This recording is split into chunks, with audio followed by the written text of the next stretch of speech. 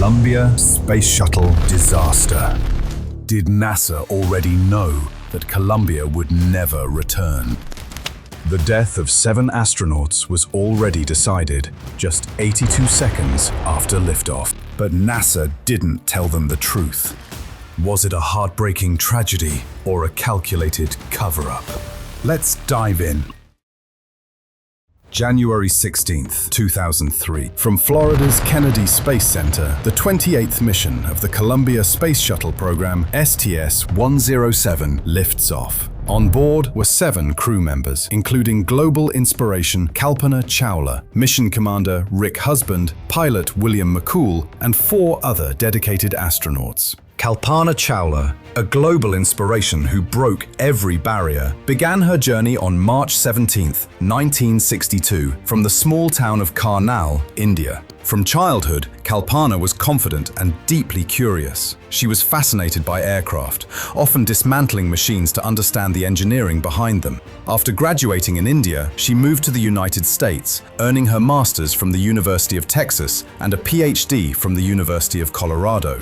Her brilliance eventually led her to NASA's Ames Research Center, where she specialized in the complex field of fluid dynamics. In 1991, Kalpana became a naturalized US citizen. Driven by her lifelong dream, she applied to the NASA Astronaut Corps and was selected for mission STS-87 due to her exceptional skills. Her role was critical. She was the primary operator of the shuttle's robotic arm, tasked with deploying a massive satellite. The mission was a triumph, and Kalpana Chawla made history as the first woman of Indian origin to reach space. She lived by a simple belief that the only limits that exist are the ones we place on ourselves, a truth she proved to the entire world. Now, in 2003, this mission, STS-107, was going on. This was her second journey into space, and once again, she was living her dream among the stars. But everyone was unaware that just 82 seconds after liftoff, a small incident had occurred, one that would soon turn their dreams into a nightmare. A suitcase-sized piece of insulation foam broke off from the external fuel tank. Traveling at over 500 miles per hour, it slammed directly into the shuttle's left wing. Insulation foam is a lightweight, sponge-like material used to coat the external tank and maintain the critical temperature of the liquid fuel inside. High above the Earth, the crew was completely unaware of the impact, but on the ground, NASA engineers spotted the strike the following day while reviewing the launch footage. Yet, back in orbit, the astronauts were never informed of the potential danger. Unaware of the risk, the crew remained focused on their work, studying the behavior of fire in microgravity, protein crystal growth, and the complexities of human physiology. Their mission also covered biology, physical sciences, and advanced Earth observations.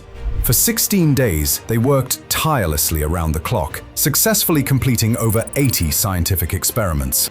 The mission was over. The date, February 1st, 2003. Columbia begins its final re-entry into Earth's atmosphere. The crew followed standard landing procedures, and at first, everything seemed perfect. They were just 16 minutes away from touchdown. But then, one by one, the sensors in the left wing went dark. The shuttle began to bank uncontrollably to the right. Pilot William fought to stabilize the craft, but Columbia was spinning out of control. Within seconds, at an altitude of 60 kilometers, in the skies over Texas, the Space Shuttle Columbia disintegrated.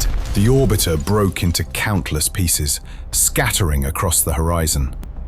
On the ground, witnesses watched in disbelief, as if a star were falling in the broad daylight. Over 84,000 pieces of debris rained down across the landscape. To the world, it seemed like a tragic accident, but the haunting truth was far more complex. When the Columbia Accident Investigation Board began investigating after collecting the debris, the true cause finally emerged. As the space shuttle enters Earth's atmosphere, the leading edge of the wing endures the most intense friction, with temperatures soaring to nearly 1,600 degrees Celsius. At these extremes, even titanium would melt. To survive, NASA used specialized reinforced carbon-carbon panels to shield the wing. But while these panels are incredible insulators, they are surprisingly fragile, designed only to withstand heat, not impact. The piece of insulation foam that broke off 82 seconds after launch had punched a hole directly into one of these critical RCC panels. During re-entry, superheated gas poured through this breach, melting the internal aluminium and carbon framework. As the left wing failed, the shuttle spun out of control, and in a heartbeat, Columbia disintegrated into the sky. So, if NASA engineers noticed the foam strike on the second day, why didn't they act? Did they knowingly allow this to happen? The truth is, the engineers who observed the strike sounded the alarm immediately. They warned the management team, but their concerns were dismissed. Desperate for answers, the engineers requested high-resolution satellite imagery to inspect the damage to the wing. But leadership believed these foam strikes were a routine occurrence, nothing more than a minor maintenance issue. Convinced the shuttle was safe, management rejected the requests. And even if NASA had taken the foam strike seriously, there was almost nothing they could do. The crew lacked the tools for a complex orbital repair, and launching a rescue shuttle in time was simply impossible. Preparations for a launch take months, not days. NASA was trapped in a situation with no way out. NASA thought that there was no point in informing the crew about this. NASA did not want crew members to spend the last few moments of their lives in fear that they were going to die in a few days. In the aftermath of the tragedy, NASA grounded the Space Shuttle program for over 2 years. They admitted their failures and fundamentally changed their safety protocols, ensuring that no minor detail would ever be overlooked again.